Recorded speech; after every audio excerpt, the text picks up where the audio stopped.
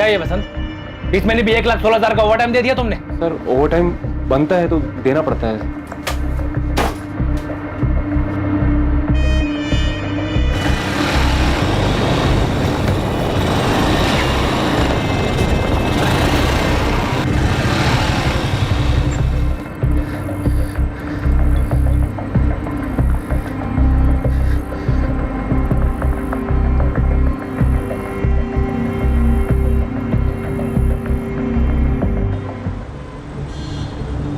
Bike का number क्या है? MH XX342A। वैशाली, तुम्हारे पति राकेश सिन्हा करते क्या है? इंजीनियरिंग वर्कशॉप है, उनकी अपनी फैक्ट्री यूनिट है। क्या बात कर रहे हैं आप? जितना पुराना रिश्ता है ना हमारा, उतना ही पुराना रेट है। हाँ। अरे केडिया साहब, आप चिंता मत कीजिए, आप चिंता मत कीजिए। आज शाम तक आपका ऑर्डर आपके गोडाउन में पहुंच जाएगा। Thank you. काला नंबर 12/330, चित्रे इंडस्ट्रियल एस्टेट, वसई। जी। बिजनेस में किसी के साथ कोई दुश्मनी या फिर कोई धमकी वगैरह? नहीं मैम, मुझे तो कभी कुछ बताया नहीं। कोई लोन या फिर कोई बड़ा घाटा? बिल्कुल नहीं मैम, उल्टा काफी अच्छा चल रहा है उनका। अभी हमारी 5वीं एनिवर्सरी के लिए आपने ज्वेलरी बनाई, साड़ियाँ भी खरीदी। ये बताओ, ये सोने का हार तुम्हें पसंद तो आया ना? क्या राकेश रोज इतने सुबह ही अपनी वर्कशॉप चले जाते हैं? नहीं, ज्यादातर सुबह 9 बजे निकलते हैं और शाम को 5 बजे तक लौट आते हैं। लेकिन कल रात एक फोन आया था। नहीं, तुम कल सुबह 7 बजे ऑफिस में मिलो मुझे। कोई अगर मगर नहीं सुनूंगा। आ जाना चुपचाप। किससे बात हो रही थी? ये मुझे नहीं पता, लेकिन राकेश बहुत टेंशन में लग रहे थे। क्या हुआ, सब ठीक तो है ना? सुबह 7 बजे ऑफिस के लिए निकलूंगा मैं, नाश्ता करके जाऊंगा। क्या हुआ राकेश? राकेश!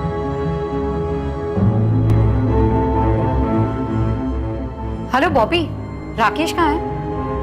हेलो असलम भाई, राकेश है वहाँ? राजू तेरे राकेश साहब से बात करो जरा। शैलेश, राकेश का फोन ऑफ है क्या? सब कह रहे थे कि उस दिन राकेश वर्कशॉप आए ही नहीं। ऐसा पहले कभी नहीं हुआ मैम। देखिए, हमने ऐसे भी केसेस देखे जहाँ पर इंसान काम से बाहर चला जाता है, उसका फोन खराब हो जाता है या स्विच ऑफ हो जाता है। अभी तो सिर्फ 9 बजे, शायद देर रात तक लौटा है। हम अपनी तरफ से काम शुरू करें, कुछ खबर मिलती है आपको बता देंगे। Okay ma'am. सर, राकेश की CDR मंगवाई है और उसके बाइक के लिए लुकआउट जारी किया है। अपहरण? उसकी वाइफ कह रही थी सब अच्छा चल रहा है, ज्वेलरी पे ज्वेलरी खरीदी जा रही थी। और छोटे व्यापारियों का किडनैपिंग का सीजन भी चल रहा है इस वक्त। अरे कौन है? अरे क्या चीज है? कहाँ ले जाएगा मुझे? लेकिन सर, जनरली ऐसे केसेस में किडनैपिंग के तुरंत बाद फिरौती का कॉल आता है। शायद अब आ जाए। स्वाति, राकेश का लैंडलाइन नंबर टैप करो और उसके घर पे सर्वेलेंस लगा दो। सर। नंबर 2, हत्या। कोई पुरानी दुश्मनी या कोई पुराना प्यार?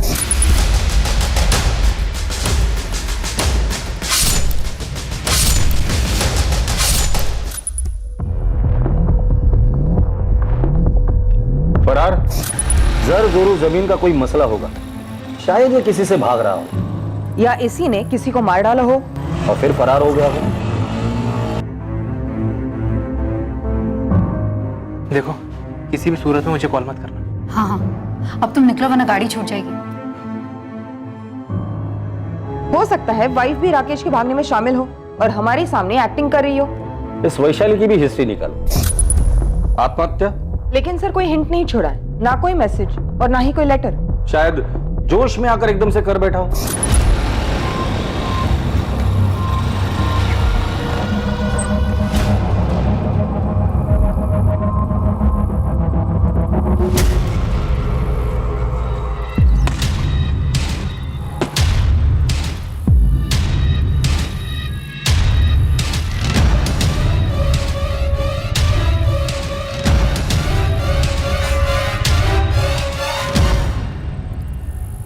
सर, मैं खबरियों से कहकर सारी पर्सनल डिटेल्स निकलवाती हूँ। ऑफिस में जाकर जितने भी लोग हैं सबसे बात करो और हर एक का स्टेटमेंट रिकॉर्ड करो। सर, जवान आदमी, बिजनेस अच्छा चल रहा है, खूबसूरत पत्नी, आत्महत्या का एंगल मुझे सबसे वीकेस्ट लगता है। स्वाति, कुछ पिंजरे ऐसे होते हैं जो दिखाई नहीं देते, सिर्फ उस पंछी को पता होता है कि उस पर क्या बीत रही है। क्या राकेश सिन्हा किसी ऐसे पिंजरे में कैद था जिससे निकलने का रास्ता सिर्फ आत्महत्या थी?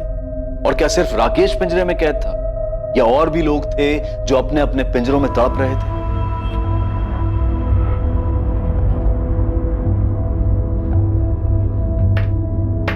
दादू EMI मैं भर दूंगा जॉब करके, आप सिर्फ डाउन पेमेंट कर दीजिए। अरे मेरी स्कूटर फ्री में दे रहा हूँ ना, लेके जा जा। अरे दादू 30 साल पुरानी स्कूटर है, वो भी आपने सेकेंड हैंड खरीदी थी। इससे तो मैं कॉलेज में क्या इस टूटे फूटे घर के कमरे से दूसरे कमरे में ना लेके जाऊँ। सब बैठे बैठे मिल रहा है ना, इसलिए कदर नहीं तुझे ओमकार। तुझे मालूम है ना ये घर तुझे मिलने वाला है, फिर भी उसे टूटा फूटा कह रहा है। इससे तो मैं घर ही ना बोलूं, पिंजरा है पिंजरा।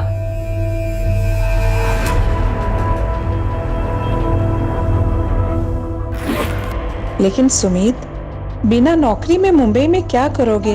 सांस लेंगे अम्मा, यहाँ पटना में दम घुटता है हमारा। चलते हम।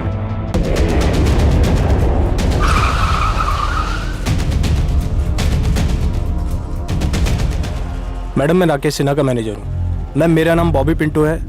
ये राजू माने, शैलेश कोटियान और असलम दलवाई, ये हमारे परमानेंट वर्कर्स हैं। बाकी कुछ कारीगर हैं जो डेली वेजेस पे काम करते हैं, और ड्राइवर वगैरह तो कॉन्ट्रैक्ट पे हैं। आपका परमानेंट स्टाफ इतना ही है? नहीं मैम, हमारे अकाउंटेंट है वसंत प्रधान जी, जो आज आए नहीं है। क्यों? उनका मैसेज आया था, उनकी तबीयत खराब है। और कल आप में से किसी ने भी आपके बॉस राकेश सिन्हा को नहीं देखा? नहीं मैम। ठीक है, अब सभी लोग अपना नाम, घर का पता और नंबर इस हवलदार साहब के पास लिखवाएंगे। बॉबी, क्या कोई माजरा था? राकेश घर से टेंशन में निकला था। मैम घर का कुछ हो तो पता नहीं, बाकी बॉस को ऑफिस में कुछ कॉस्ट कंट्रोल को लेके परेशानी थी। 2-3 महीने से कुछ ओवर टाइम का इशू था। बाकी ये सब तो हर कारखाने में होता है। मैडम राजू मानू कुछ कह रहा है। हाँ बोलो। कल जब मैं काम पे आ रहा था ना, तो हमारे अकाउंटेंट साहब दिखे थे मुझे। उनकी तबीयत तो बिल्कुल ठीक थी, लेकिन बहुत ज्यादा गुस्से में और परेशान लग रहे थे। और प्रधान साहब, क्या हालचाल? ये ऑफिस जाने के बजाय यहाँ का बैठे हो आप? अरे बाहर में क्या ऑफिस? क्या हुआ? नौकरी छोड़ दी मैंने। अभी जो होगा वो देखा जाएगा। देखो भाई प्रधान साहब, ये एकदम अचानक से क्या हुआ? क्या बात है, क्या हुआ? एक बात सुन ले, दूसरों का खून चूसे बगैर कोई अमीर नहीं बन सकता, कोई नहीं बन सकता। ये बात तूने मुझे पहले क्यों नहीं बताई? सर मुझे लगा कि ऐसे टेंशन में बोला होगा, और वैसे भी उन्हें बीपी की तकलीफ है। बॉबी, ये वसंत प्रधान रहते का है? कुछ पता चला मेरे पति का? अभी तक तो नहीं, लेकिन हम लोग यही पता करने में लगे हुए हैं। हम आपके लैंडलाइन की टैपिंग के लिए आए हैं। अगर किडनैपिंग हुई है तो फिरौती के लिए कॉल कभी भी आ सकता है। अंदर आ जाए हम लोग। जी जी आइए।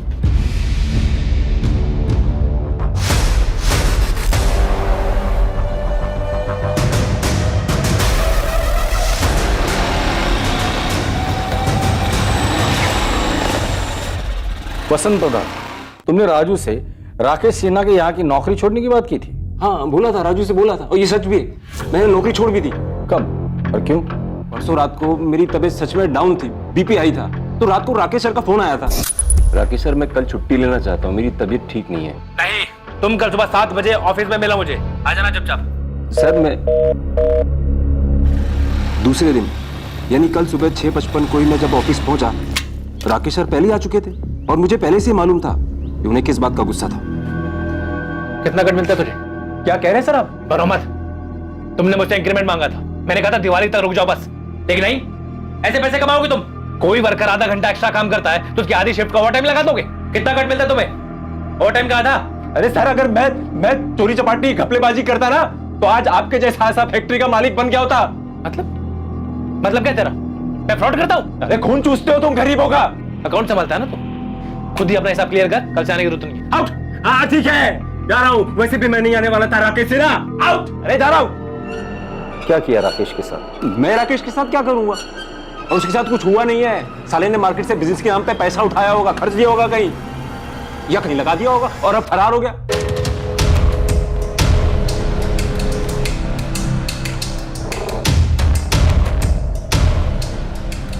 Madam phone tapping team Vaishali Sinha के साथ है। अभी तक फिरौती के लिए कोई कॉल नहीं आया। फोन पे नहीं, कोई खुद मांग लेकर जा सकता है। घर पे नजर रखो सर। राकेश सिन्हा के फोन रिकॉर्ड्स, उसका फोन स्विच ऑफ हुआ था 7:30 बजे। लोकेशन? उसका ऑफिस। वो ऑफिस में था। तब से कि मैं झूठ बोल रहा हूँ? मैंने एक पैसे का झूठ नहीं बोला है सर, मैं कभी झूठ नहीं बोलता, और झूठ बोलता तो आज बड़ा आदमी बन गया होता मैं। अभी मैं जाऊं, मेरा सर फट रहा है। ठीक है, जाओ। मैंने इस वसंत के पीछे एक आदमी लगाया है और इसकी सीडीआर मंगवाई।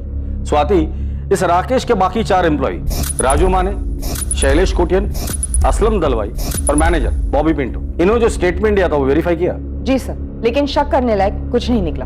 मैंने सबकी सीडीआर मंगवाई।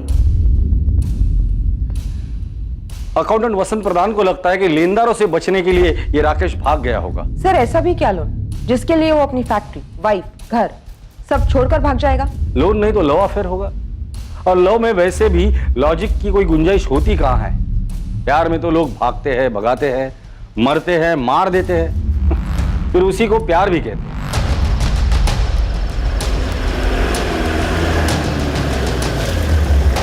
सर वो अपना रूम।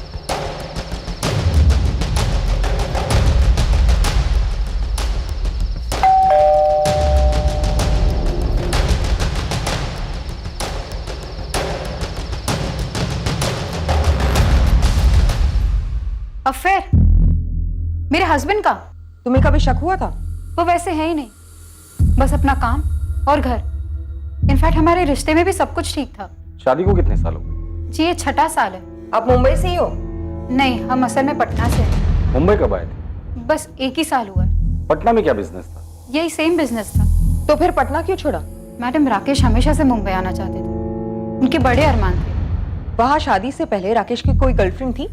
मैंने कभी पूछा नहीं, उन्होंने कभी बताया नहीं, पर मैं ये दावे के साथ कह सकती हूँ कि ना उनका कोई अफेयर था और ना है। हो सकता है राकेश ने किसी को छोड़ा और उसने ये बदला लिया।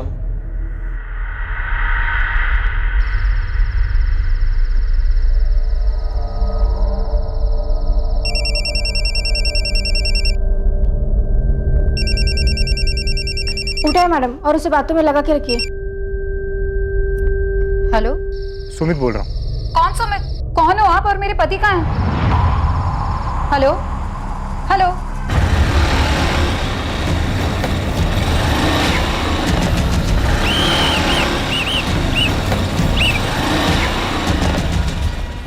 हेलमेट निकालो, लाइसेंस दिखा। बाइक किसकी है? मेरे दादू की। अच्छा, दादा के नाम पे मुझे मामा बना रहा है। चल नीचे उतर, चल चाबी निकाल।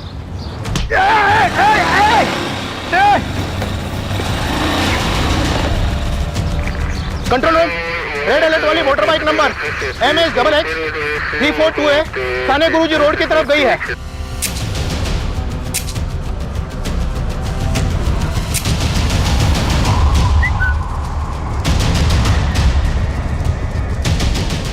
साहब, हमारा ओमकार चोर नहीं है, वो सब कुछ सच सच बता देगा। ओमकार बोल। नहीं दादू, मैं एक तरफ से चोर ही हूँ। अरे क्या बोल रहा है तू? सर वो बाइक काफी देर से वही के वही खड़ी थी, खाड़ी के पास, और उसमें चाबी भी लगी थी। मुझे तो उसे पहली बार देखकर लव हो गया था, और उसके आसपास कोई था भी नहीं।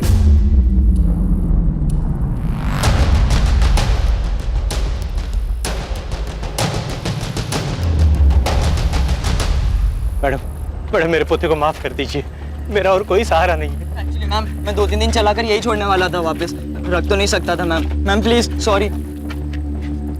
तो फिर ली क्यों तूने? तो आगे जाके जॉब करके लोन पे बाइक ले सकता था। उसमें टाइम लगता है ना मैम, और मुझे खाई थी। सर को बोल के छोड़ दो ना ma'am, please. Sir Swati, accountant Vasant का कहना है कि उसके सेठ राकेश ने मार्केट से पैसे उठाए होंगे। मुझे लगता है टेंशन में आके बाइक वहां खड़ी कर यहाँ से कूद गया हो। सर ड्राइवर्स को काम पे लगाते थे। और पटना पुलिस फोन करके पता करो कि इस आदमी की माली हालत क्या थी। हो सकता है 1 साल पहले कर्जदार से बचने के लिए वो मुंबई शिफ्ट हुआ हो। जी सर, मैं आज ही बात करती हूँ पटना पुलिस से। सर इस लड़के का क्या करें? माइनर है, सॉरी बोल रहे हैं। दादाजी का इसके अलावा और कोई नहीं है। 17 वर्षीय ओमकार कदम को पुलिस ने वार्निंग देकर और अंडरटेकिंग लेकर जाने दिया, लेकिन केस खत्म होने तक उस पर नजर रखने के ऑर्डर्स भी दिए गए। दूसरी तरफ पटना से राकेश के अतीत से जुड़े कई सुराग मिलने वाले थे, जो कि इस केस की नींव थे। और तीसरी ओर पुलिस के डाइवर्स के हाथ कुछ ऐसा लगने वाला था जो इस केस को एक नई दिशा देने वाला था। लेकिन अहम सवाल अब भी यही था कि क्या राकेश सिन्हा ने वाकई में आत्महत्या की थी?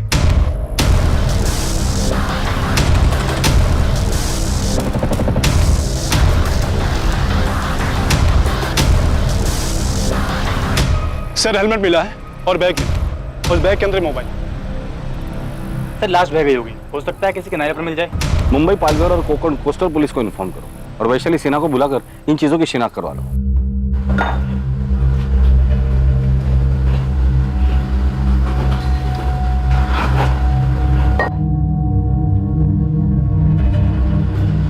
असलम भाई,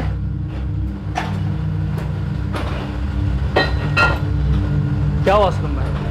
आग हो गए? कुछ नहीं, कुछ नहीं। देखो बॉबी, राकेश की पत्नी मिसेस सिन्हा भी मेरे चेक पे साइन कर सकती है। ये है मेरा पूरा हिसाब और मुझे आज ही चेक चाहिए। सवाल ही नहीं उठता वसंत जी, इतनी खुदगर्जी भी ठीक नहीं। अरे राकेश साहब गायब हैं, इतनी टेंशन है और आप अरे टेंशन को लिखो लेजर में और किधर समंदर में जाके फेंक दो, क्योंकि राकेश तो अब लौट नहीं सेरा। क्या आप फालतू बातें कर रहे हो वसंत जी? अरे अच्छा नहीं बोल सकते तो कम से कम मनहूस बात तो मत करो।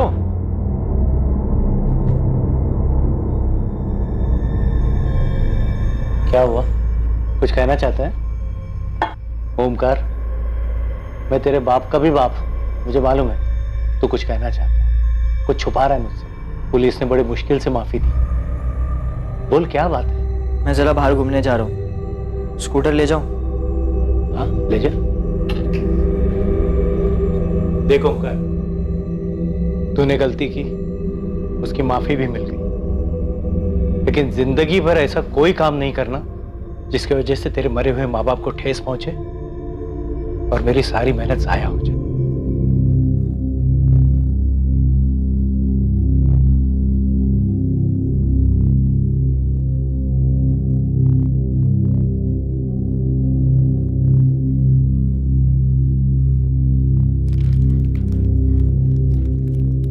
राकेश ने सुसाइड किया? कंफर्म नहीं है, पर इस वक्त इसी चीज की संभावना काफी है। पर क्यों? और उनकी बॉडी? देखिए, बॉडी आज कल परसों शायद हफ्ते भर में मिल भी जाएगी, लेकिन हमारे लिए ये जानना जरूरी है कि राकेश ने आत्महत्या क्यों की, ऐसी कौन सी मजबूरी थी, और आपको उसके लिए हमें कोऑपरेट करना पड़ेगा। क्या उन्होंने मार्केट से बहुत बड़ी रकम उठाई थी?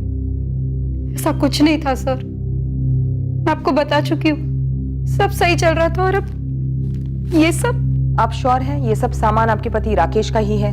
जी मैम, मुझे विश्वास नहीं हो रहा कि मेरे पति सुसाइड कर सकते।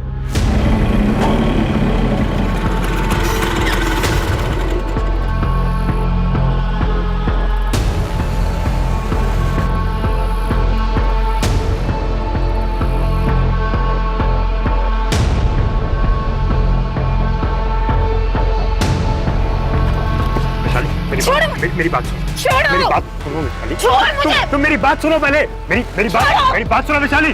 वैशाली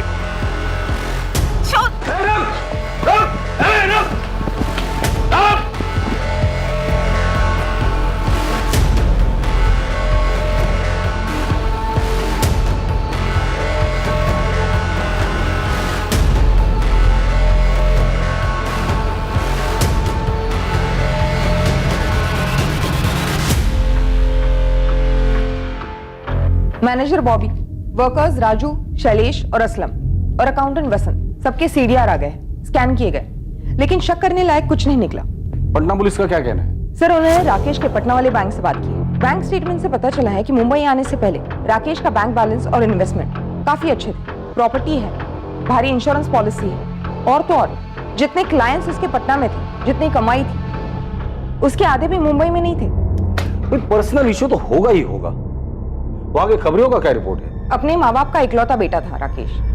माँ बाप काफी पहले गुजर गए थे और रिलेटिव्स ऐसे कोई था नहीं। पटना में जहां वो रहता था वहां उसका कोई दोस्त पड़ोसी होगा ही होगा। सर, जैसे यहाँ के पड़ोसियों ने बताया, कुछ थे दोनों एक साथ वगैरह, वहां के पड़ोसियों ने भी यही कहा, सिवाय एक बूढ़ी औरत के। ये बताओ, तुम जानना क्यों चाहती हो? ऐसे ही मौसी, मुझे सब पता है, अखबार में भी पढ़ती हूँ। वो राकेश सिन्हा गायब हो गया ना? जब वो दोनों आपके किराएदार थे, राकेश और उसकी पत्नी वैशाली। हाँ, राकेश और वैशाली, उन दोनों के बीच कुछ माजरा था क्या? मतलब अचानक से बसा बसाया घर और बिजनेस छोड़ के मुंबई क्यों चले गए? मुंह छुपाने। मुझे एक अरसे से शक था कि दाल में कुछ काला है। लोग कहते हैं कि बुढ़ापे में आंखें और कान कमजोर हो जाते हैं, लेकिन मेरे साथ तो उल्टा ही हो गया था।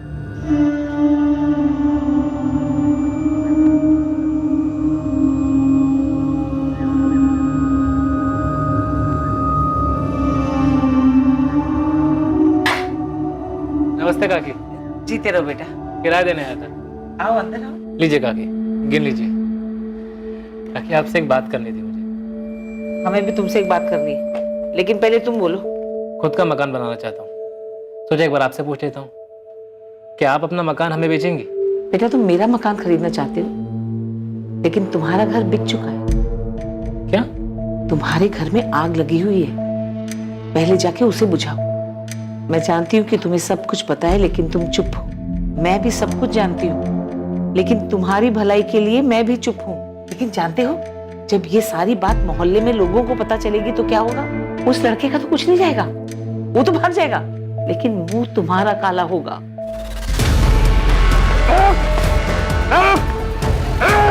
हमसे बच के नहीं जा सकता साले।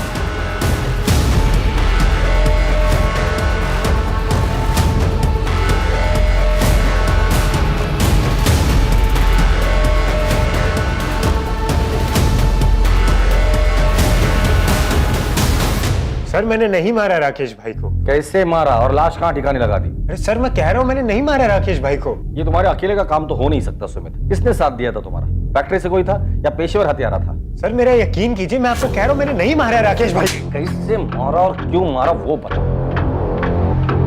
हाँ, अफेयर हुआ था सुमित के साथ। हुआ था या अभी भी चल रहा है? तुमने और सुमित ने मिलकर राकेश को ठिकाने लगा दिया? नहीं मैम, मैं तो सुमित को पूरी तरह से भुला चुकी थी।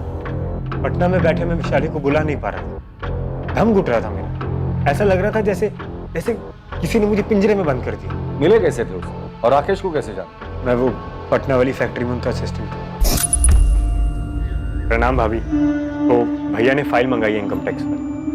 अंदर आओ। कोई मेहमान आ रहे? सिर्फ तुम्हारे लिए बनाए हैं।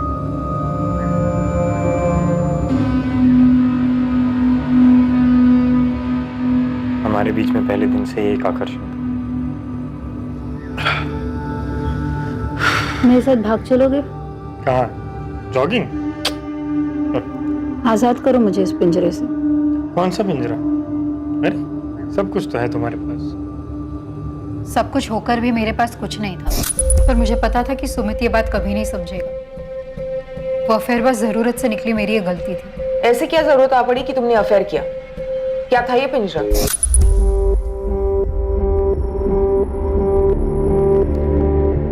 कम से कम मेरी तरफ देखो तो सही राकेश। ऐसे पीठ दिखाने से तो प्रॉब्लम हल नहीं होगी ना। कौन सी प्रॉब्लम है शाली? कौन सी प्रॉब्लम?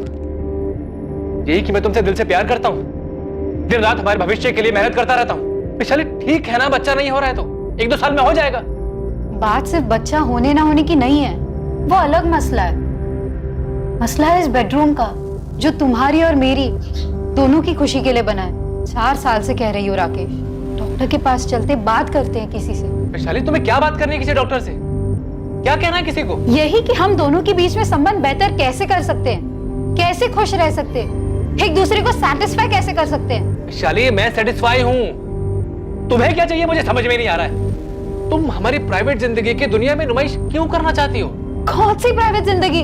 हाँ, कौन सी प्राइवेट जिंदगी? एक झूठ ही जी रहे थे हम, एक झूठ जो राकेश ने खुद को बोल रखा था कि सब कुछ सही है, कोई प्रॉब्लम नहीं है। देखो जो हुआ सो हुआ, मैं इसे तुम्हारी गलती समझकर माफ करने के लिए तैयार हूँ। मुझे माफी नहीं राकेश, डिवोर्स चाहिए।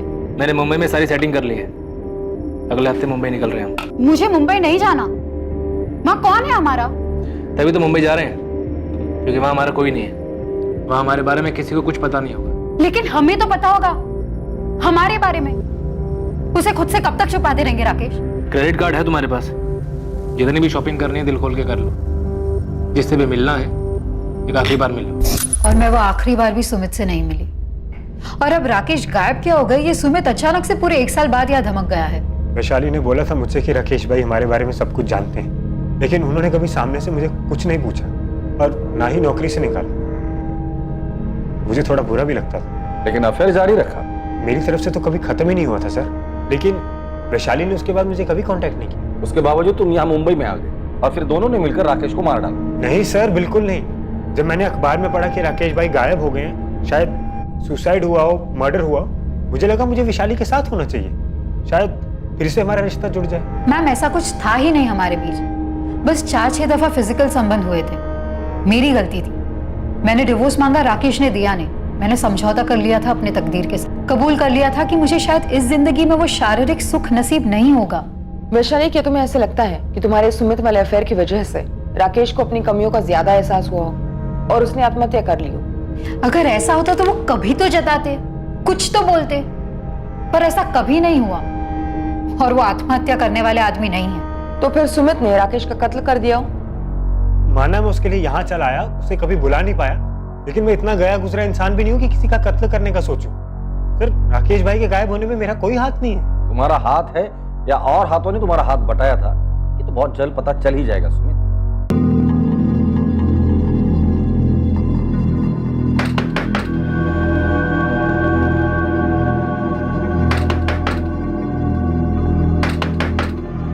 ओमकार, ओमकार, क्या हुआ? इतना वक्त क्यों लगा दरवाजा खोलने में? अरे पसीना क्यों आया? वो एक्सरसाइज कर रहा था ना, मैंने खाना गर्म करके खा लिया है। दोस्तों से मिल के आता हूँ जरा। इस वक्त? हाँ, वो कल टेस्ट है ना, तो तैयारी करनी है।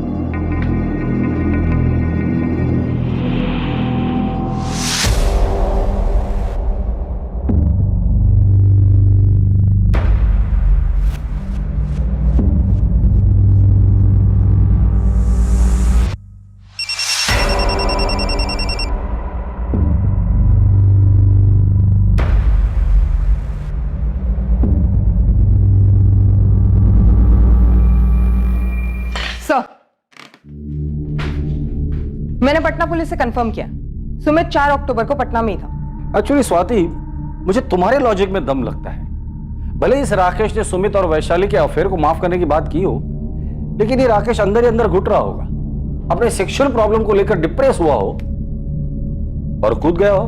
सर, दरअसल मैं अपनी थियरी को डाउट कर रही हूँ। मैं सोच रही थी कि शायद ये वैशाली झूठ बोल रही हो, वैशाली और सुमित ने मिलकर ही राकेश को मार डाला हो, इसलिए मैंने दोनों की सीडीआर मंगवाई है। शायद ये सुमित ने पटना से ही कत्ल करवाया होगा। सर वो लड़का आया है, बाइक चोर ओमकार कदम। किसका नैपकिन है ये? मेरा है सर। इस पर खून किसका है और ये हमें क्यों दिखा रहे हो? वो मैंने आप लोग को बाइक के बारे में पूरी बात नहीं बताई थी, एक बात छुपाई थी।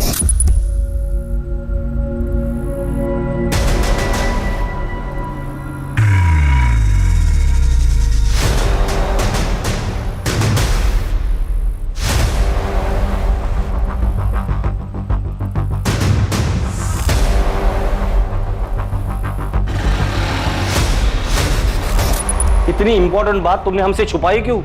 वो मुझे लगा कि आप लोग मुझ पर शक करेंगे। तो अब तुम्हें अचानक ऐसे क्यों लगा कि हम तुम पर शक नहीं करेंगे? आप लोग ने मुझ पर भरोसा किया, मुझे जाने दिया, और दादू भी बोले कि मुझे आप लोग ने एक चांस दिया है, इसलिए मुझे लगा इससे आपकी हेल्प हो जाएगी। शायद उस आदमी ने सुसाइड नहीं किया हो, उसका मर्डर हुआ हो। ठीक हूँ सर।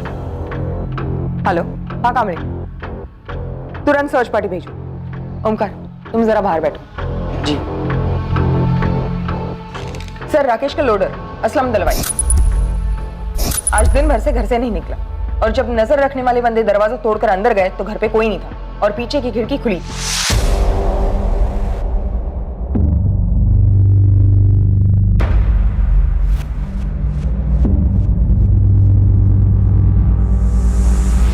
स्वाति, इसे फॉरेंसिक लैब भेज दो और उस असलम को अपनी कस्टडी में ले लो।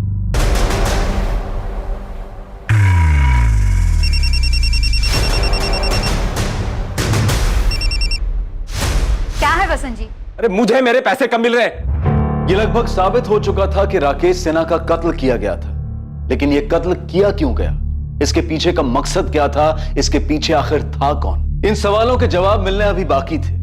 इस कत्ल की हकीकत सामने आने के लिए असलम दलवाई का हाथ लगना जरूरी था। असलम भाई? नहीं नहीं मैडम, एकदम गाय आदमी है, वो क्यों सर का मर्डर करेगा? और असलम भाई का कभी किसी के साथ पंगा नहीं हुआ है मैडम, जरूर आपको कोई गलतफहमी हुई। तो फिर ये असलम फरार क्यों हुआ? फोन भी स्विच ऑफ है, उसे पता चल गया था कि हम उस तक बहुत जल्द पहुंचने वाले, इसलिए मौका देखते ही भाग गया। कोई ऐसी जगह पता है जहां वो छुप सकता है? हाँ, उसके गांव का एड्रेस है हमारे पास। हमने पता किया, वो वहां नहीं है।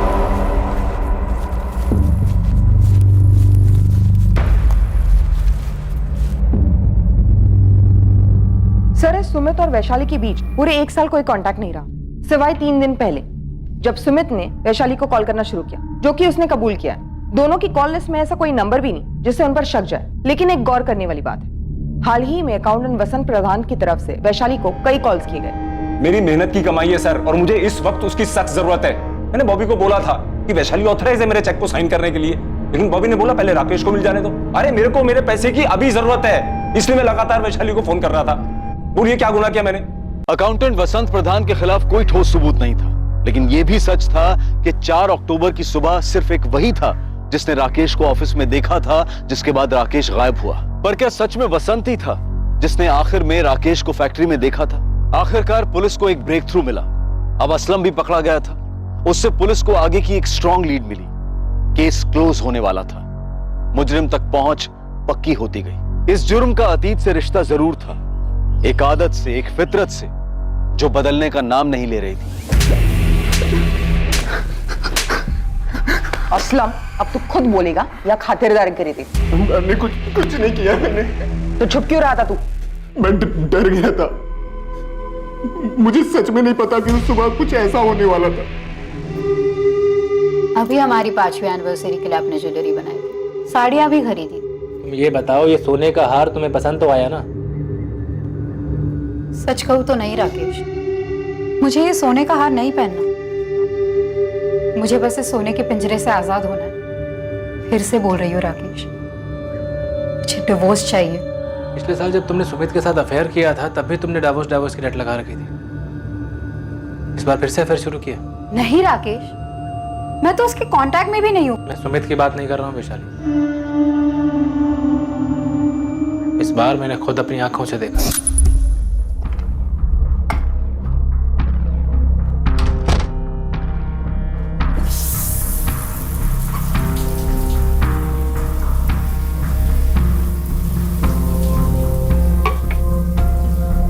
वैशाली, मैं बॉम्बे साइड जा रहा हूँ, 2 पार्टीज की मीटिंग है, देर रात लौटूंगा।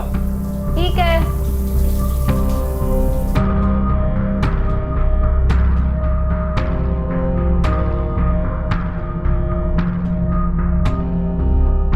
बुरी आदत जाती नहीं है ना तुम्हारी? जिसे तुम बुरी आदत कह रहे हो ना राकेश, वो हर इंसान की जरूरत है, पर तुम्हारी समझ के परे। सब समझते, पर तुम ये नहीं समझते हो कि आदमी बस एक खुशी नहीं दे पा रहा तुम्हें, बदले में हर तरह की खुशियां देता है तुम्हें।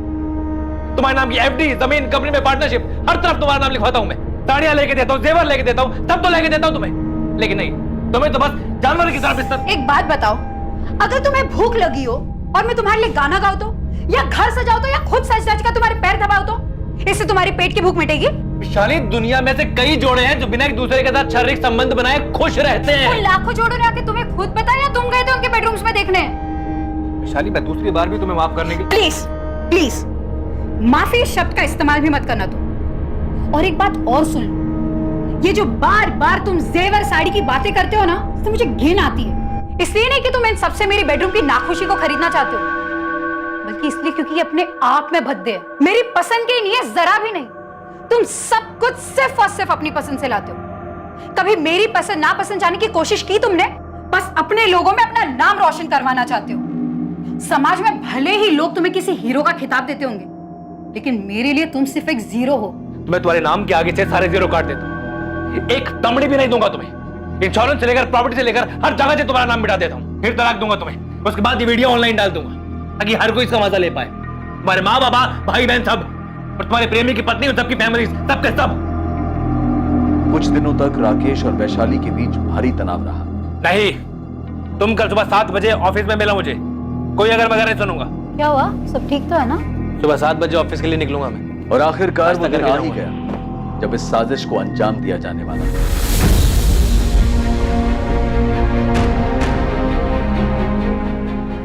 वो कल सुबह ऑफिस 7 बजे आने वाला है, इससे अच्छा दिन नहीं मिलेगा।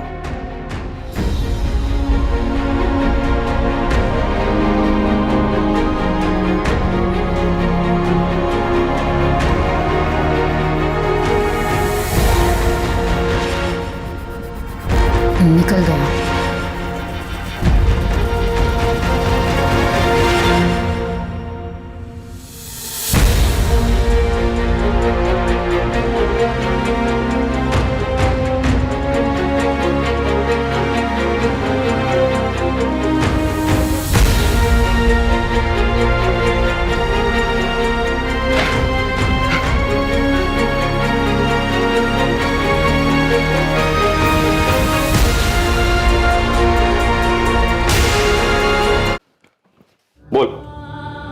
सर सर ऐसा मैंने पहले कभी कुछ नहीं किया। ऐसा कुछ मतलब मर्डर? नहीं सर, मतलब वो अफेयर सर। सर मेरा फर्स्ट टाइम था सर। राकेश उस दिन एक नई डील के लिए शहर के बाहर गए थे, तो मुझे उन्होंने घर से एक फाइल मंगवाने के लिए कहा था। क्लाइंट का डील क्लोजर था, अर्जेंट था।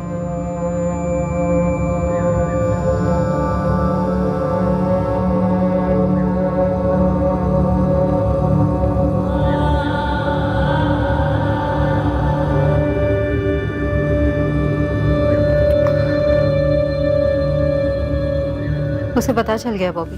क्या? कभी? काफी दिन हो गए। फिर उसने अभी तक मुझे कुछ बोला क्यों नहीं? वो उसका स्टाइल नहीं है। जो बोलना है मुझे बोल गया है। क्या बोला? यही कि डिवोर्स देने को तैयार है। डिवोर्स? वैशाली मैं शादीशुदा हूँ, मतलब बच्चा ऑन द वे है। तुमसे शादी करने की बात नहीं कर रही हूँ। मैं खुद ऐसा डिवोर्स नहीं चाहती जहां वो सारी प्रॉपर्टी, इंश्योरेंस कंपनी हर जगह से मेरा नाम निकाले, और ना सिर्फ मुझे रास्ते पर लाए पर तुम्हें भी रास्ते पर लाए। मुझे? उसने बेडरूम में कैमरा छुपाया था बॉबी।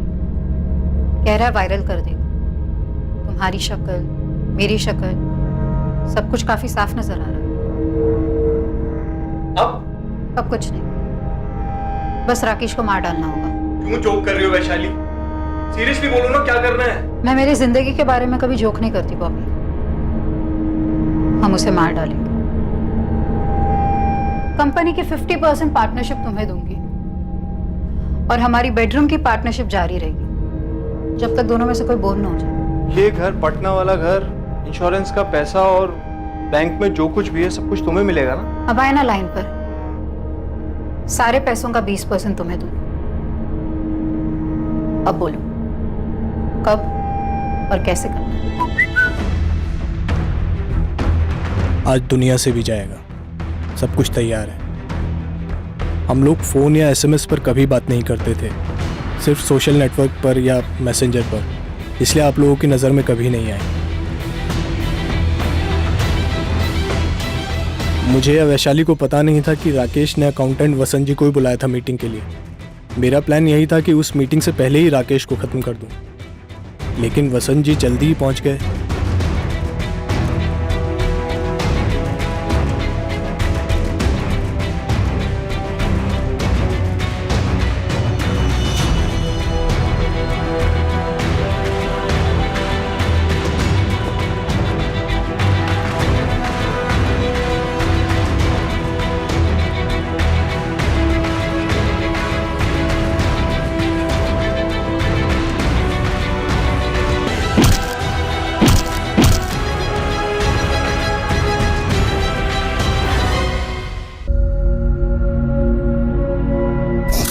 मुझे राकेश सर ने खुद एक रात पहले फोन किया था। किस बारे में? जी सर। असलम, कल 7:30 बजे आ जाना ऑफिस। जी सर। सर वो किस लिए सर? हमारा काम बढ़ाने का सोच रहा हूँ। पूरा गाला मैनेज कर सकोगे बतौर मैनेजर?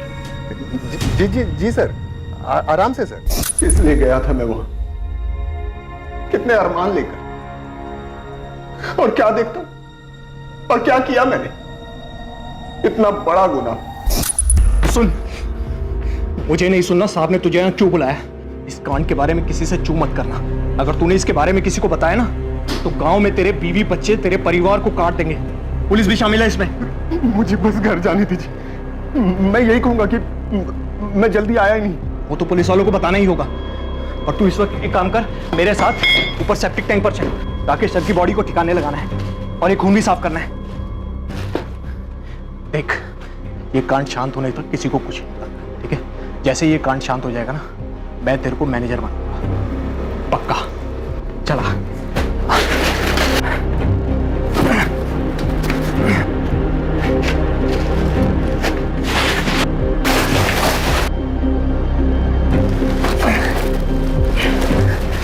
मैंने डर के मारे आप लोगों को भी झूठ बोला कि राकेश सर आए ही नहीं, जबकि आए थे।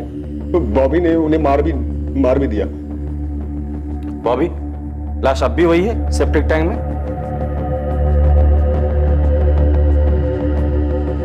बैग, मोबाइल और हेलमेट नदी में किसने फेंका?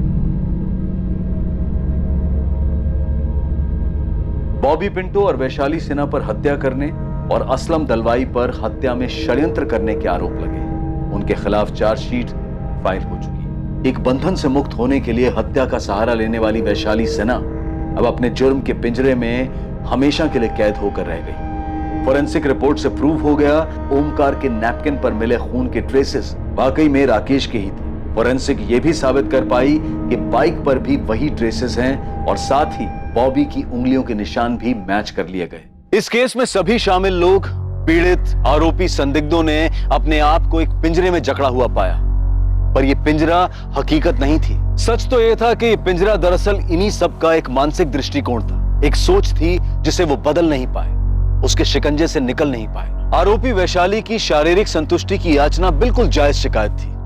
हर इंसान को अपने तरीके से जीने का पूरा हक है, पर उसने अफेयर से राहत पाने की कोशिश की और फिर अपने पति की हत्या को अपने पिंजरे की चाबी बनाया। और वजह सिर्फ यही नहीं थी, वैशाली रिहाई के साथ सोने का पिंजरा भी चाहती थी और वो पिंजरा था राकेश की संपत्ति। और इसी के कारण वैशाली के साथ किसी भी किस्म की नैतिक सहानुभूति रखने की कोई गुंजाइश नहीं बनती।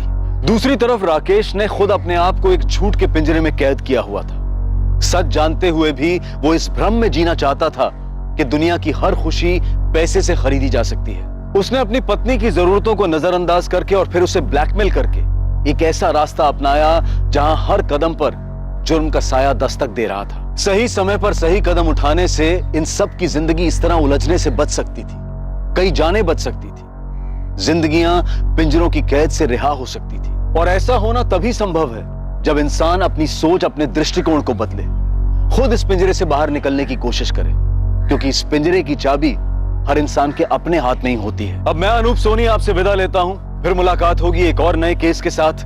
देखते रहें क्राइम पेट्रोल सतर्क, और याद रखें, क्राइम और आपके बीच में सिर्फ इतना फर्क है कि आप कितने सतर्क हैं। सतर्क रहें, सुरक्षित रहें। जय हिंद।